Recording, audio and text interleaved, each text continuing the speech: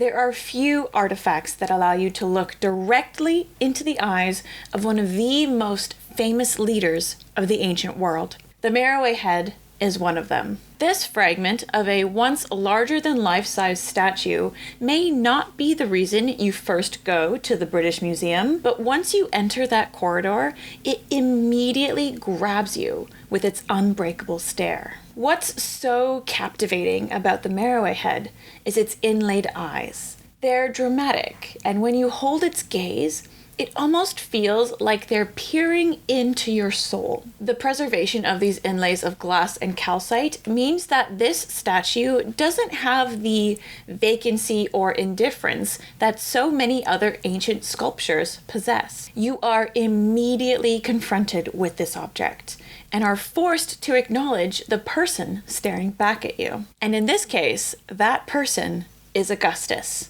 the first emperor of Rome. In its fully constructed glory, this statue of Augustus would have demanded the attention and admiration of all those who walked below its gaze in the province of Roman Egypt, where it was originally erected. It was a powerful symbol of Roman dominion and the might of the emperor, always watching even when the physical man himself was not present. But the Meroë Head wasn't found in Egypt. It was found further south, in enemy territory, under the steps of a temple. The presence of the head of Augustus underneath an important structure in Meroë is as much a statement of power as the statue itself. What was once a marker of Roman victory over Egypt has now become a marker of victory over the empire. But if you read about the Meroë Head, most sources will discuss it through a Roman lens, how it represents a rare moment of the subversion of Rome's power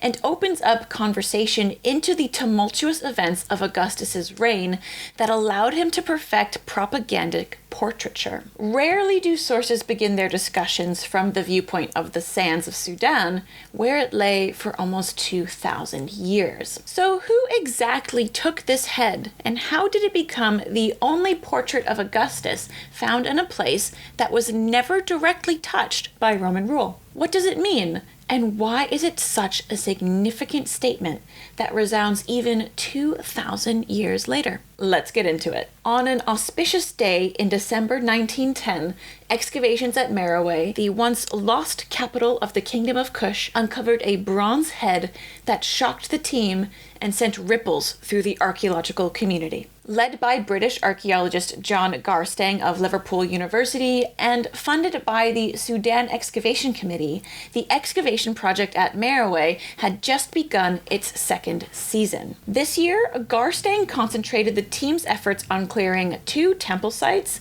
as well as investigating a larger area between the Nile and the Temple of Ammon that was excavated the year before. The team began cutting through Mound M292, which uncovered a square building with inner walls decorated with frescoes. Then, quote, just outside the doorway of this chamber and buried in a clean pocket of sand, 2.5 meters from the surface, there was a Roman head of heroic size. The head was found face down by Sudanese excavators. Of course, we don't know the name of these Sudanese workers, so I can only give them as much credit as this. And that, my friends, is old school archaeology. It's a little problematic. Garstang himself was very excited about the head and had it shipped off at the end of the season to England. The Sudan government only allowed the head to leave the country on the condition that it was placed in the British Museum. So after a temporary display at the Liverpool Museum, that is where it was donated by the Sudan Excavation Committee with the support of the National Art Collections Fund in 1911. The Meroë Head wasn't immediately identified as being Augustus, but they knew it was a classical piece of art, probably Roman, and dating to around the time of Augustus himself. At first, the sculpture was identified as Germanicus, Augustus's great-nephew. Germanicus was a Roman general who had visited Egypt on a tour and inspected the border with Nubia. But after the head was officially published in 1912 and it was compared to the oh-so-famous Prima Porta statue at the Vatican, there is no doubt that it was the Roman emperor himself. Forged in the 1st century BCE by using the indirect lost wax casting technique, the Meroë Head is a bronze head that once stood atop an over life-sized statue of Augustus that is in a remarkable state of preservation and shows the mastery of bronze sculpture in the Roman world. The overall style of the emperor's head is very Hellenistic, with his gaze turned slightly to the right, with that very typical Hellenistic twist of the neck and slightly downturned mouth that is much more natural than typical Greek and Roman sculpture, where everything can seem quite rigid. Also, the hair is just so typically Augustus, I could scream. That man loved being eternally youthful with those wispy bangs and those perfect proportions. The highly polished white limestone eyes are inlaid with glass paste pupils set in metal rings, and the irises are made of calcite. Even tear ducts were fashioned from a reddish glass paste, making them even more lifelike. The entire statue would have exuded power, but it's those eyes that are the true showstopper. While a few bronze portraits of Augustus have survived, the Meroë Head is the only one to have the original inlaid eyes preserved. The glass paste would have created a sheen that makes them so realistic and might even make you think twice as to whether there's a real person staring back at you. But with great sheen comes great power, and the eyes were created with a purpose: to send a message that Augustus was publicly watching your every move and that you, as a person living in Roman Egypt, were now subject to foreign rule. And remember, there wouldn't be just one solitary statue for all of Roman Egypt. No, similar iterations and copies would have been sent all along the borders of the Roman Empire to cement their position in lieu of the manpower that they really lacked that part of that equation there. Coins and statues were the go-to propaganda for Roman rule, and it was especially used in 31 BCE when Augustus defeated Mark Antony and Cleopatra at the Battle of Actium, and with that victory, claimed Egypt and turned it into a Roman province. Statues and symbols like these weren't meant to be great works of art, even though that's how they may be perceived today. Instead, they were conceived as raw symbols of power, their very purpose to be copied and distributed throughout the empire to send a message. Augustus in particular was very concerned with his public image right from the outset of his political career. He was quite young when he rose to prominence, and his rival, Mark Antony, even said he was just, quote, a boy who owed everything to his name. The name in question was his adopted father's, Julius Caesar. These portraits were Augustus's way of putting a face to that name and rallying fans and supporters during this very tumultuous time in Roman history. The writer Strabo tells us that statues of Augustus were erected in various Egyptian towns near the first cataract of the Nile, and also mentions that many Roman forts and settlements were invaded and those statues were looted by the Kushite armies from the south in 25 BCE when Roman forces were away fighting in the Arabian campaign, though most were apparently returned after a retaliating attack and subsequent negotiations between the Meroitic queen named Candace, who was probably a Meroenus, as the term Candace or Kandake was an actual title in the Kushite kingdom, and the Roman general Petronius. These Meroitic queens, called Candaces or Kandakes, were actually super powerful, badass, and fascinating figures in ancient Nubia. I talk about them more in the Nubian chapter of my book, but I do also think that they deserve their own limelight, so again, let me know in the comments if you want a full video on them. Also, the Other Ancient Civilisations is being published in hardcover. It's very exciting, so if you don't have a copy yet and you want a fun, fancy hardcover copy, go ahead and pre-order it. All the links are in the description. Unfortunately, the particular statue that belonged to the Meroë Head was not fated to stand watch over the empire for very long. nor was it returned after the negotiations. Petronius wasn't able to invade as far south as the Kushite capital, Meroe, in modern-day Sudan, so this one was left to the mercy of Amanirenas. The Meroe Head was hacked off from its body, and it was buried face down beneath a monumental stairway of a temple that led to an altar of victory. The act of placing the head face down beneath the stairs meant that all those who entered the temple were physically and symbolically stepping on and dominating Roman power. This was essentially a giant symbolic middle finger to the reputation of Augustus in the eyes of Queen Amanirenas. It was a political message, a declaration stating the Nubian kingdom of Kush was not to be ignored, and that Rome should see them as a threat that cannot be conquered. I also think it was just a bit of a jab at Augustus, humiliating him a little bit, bringing him down a peg, because we all know, most people in power like that, they need to be brought down a peg every so often. The wall paintings inside Temple Mount M292, which we spoke about earlier, next to where the head was found, also support this overarching theme of independence from and power over Rome. Reconstructions from the watercolor drawings done during excavations in the early 1900s show two figures on thrones, and on the footstool is a number of bound prisoners of a foreign race. This might indicate that this building was used as a victory shrine, again as I mentioned earlier, and there's also evidence of some graffiti of a foot that hints to the temple being a pilgrimage center throughout history. If these temples attracted visitors, that means it was probably very much encouraged to step on Augustus's buried head, further cementing the narrative of Meroe's triumph over Rome. The pettiness.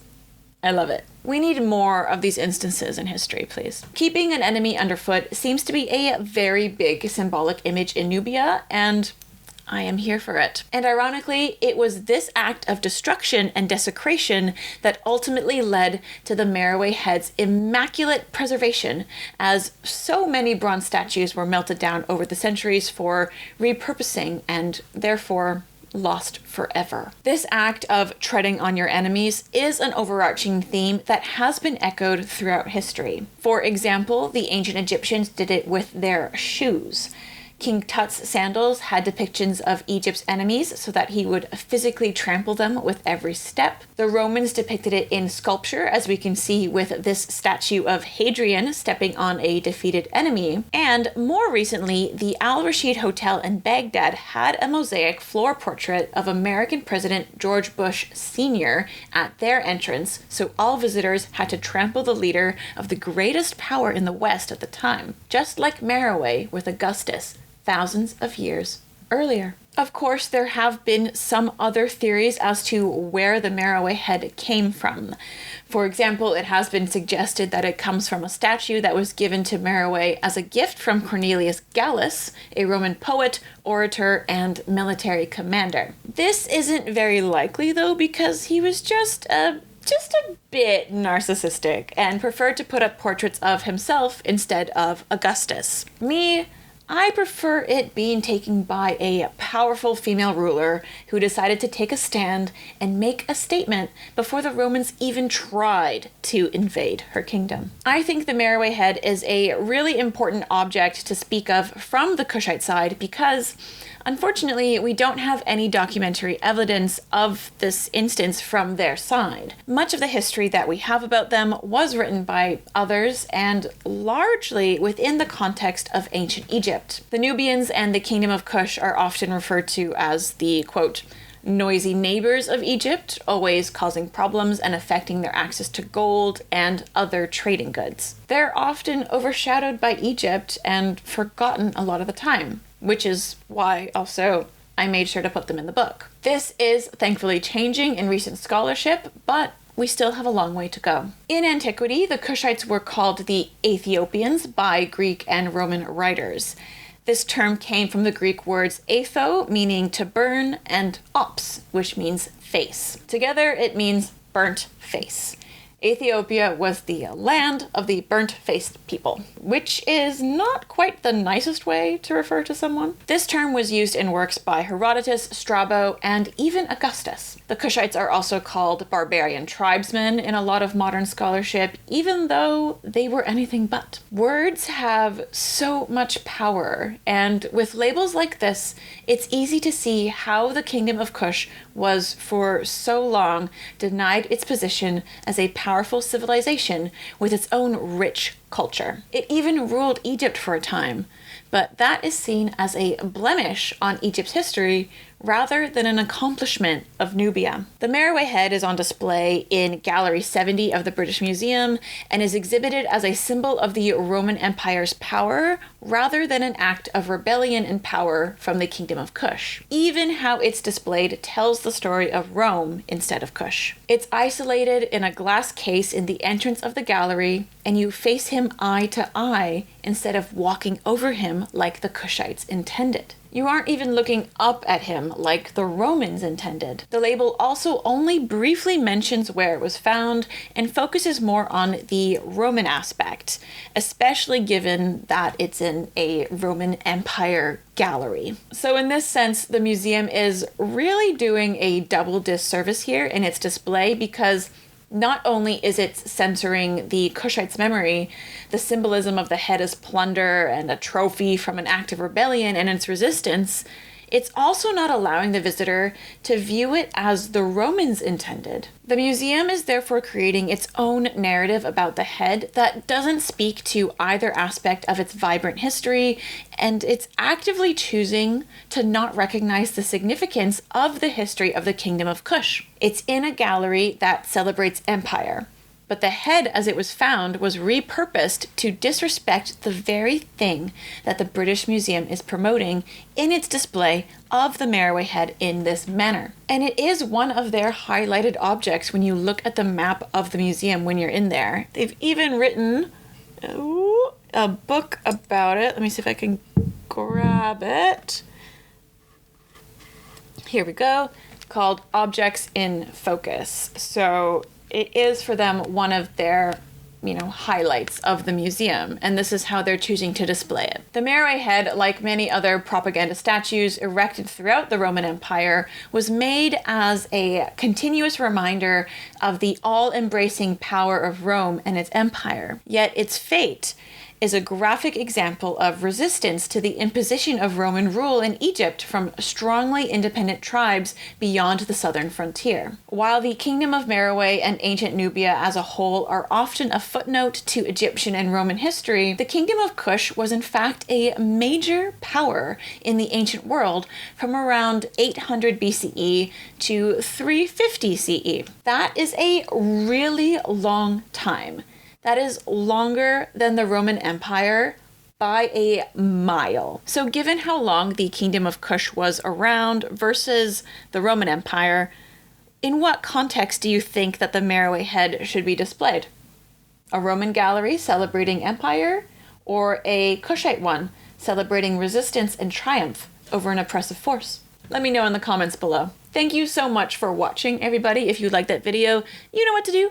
Hit the like button, smash the subscribe button so you never miss a new video that comes out. This is also the first episode in a hopefully long-running series called Discovery Stories, where I'm going to deep dive into the discovery of key objects in archaeology throughout history and sort of just go into the whole lore and process and story behind that object. So if you like this video and you want more of these kinds of videos, again, like, subscribe, comment, do all the things, hit all the buttons, tell your friends, so that way I can know that this is going to do well and we can continue on and go through some of the most amazing archaeological finds from all over the world. Big thank you to all of my patrons over on Patreon. If you like the channel and you want to help support the channel, head on over to Patreon and become a patron. The link is in my description. And as always, stay dirty, my friends.